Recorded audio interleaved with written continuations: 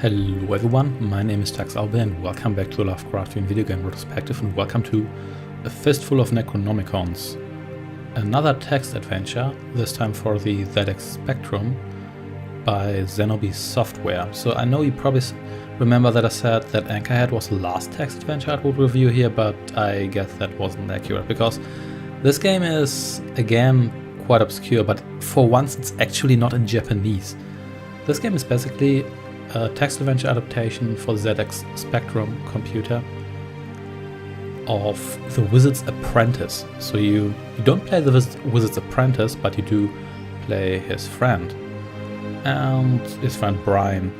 So who's actually a character from another Xenobi text adventure, but yeah, I'm not going to talk about that this time, so maybe another time.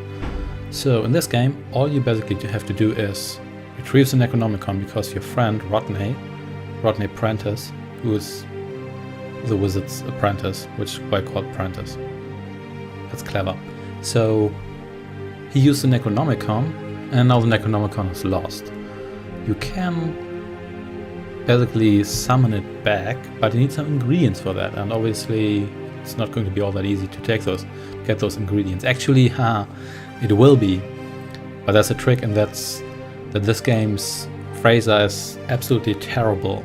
Not only does it recognize a very, very limited number of commands, but what you need at one point in the adventure is a knife. And the problem with that is that the knife is in the High Mage's hut. And if you don't get the knife before you get all the ingredients and get teleported away, you will get stuck, and you won't even know that you get stuck. And what you can see right now is, let us say, examine table carefully, because that's what you have to do. You have to type in examine table carefully in just that. And then you'll find some initials on the table, and then you have to examine the initials carefully too, and only then will you get the knife.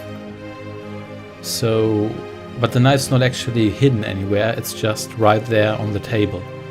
But if you search a room, your character won't find it, and if you search a table, your character won't find it, and if you examine the table, then your character won't see it. So you have to type in examine initials carefully and only that. This is one of the most specific commands I've ever seen being used in a text adventure. And the problem with this command is, you might think, why am I complaining about this a lot? If you don't know that, you get stuck. And how are you supposed to know that? I didn't know that. I found an ancient review of this game, and that review was complaining about that too. And that review also mentioned how to get past this part of the game. So yeah, this game is otherwise alright. It's not very long, it's not too difficult. You interact with a bunch of characters, you find stuff, you teleport it away, and ultimately you do retrieve the book.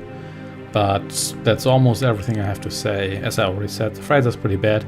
The game does have some humor, but I didn't find it to be overly funny, and to be honest, it's probably not worth your time. And let's face it, how many of you do actually have the ZX Spectrum and access to this game? Probably not a whole lot. I guess you could emulate it, but do you really need that? Probably not. So yeah, this is almost all I have to say about this game. It's not all that memorable, and it's not very Lovecraftian, but it did have Necronomicon in the title, so I had to review it. So yeah, I guess I'll see you next time.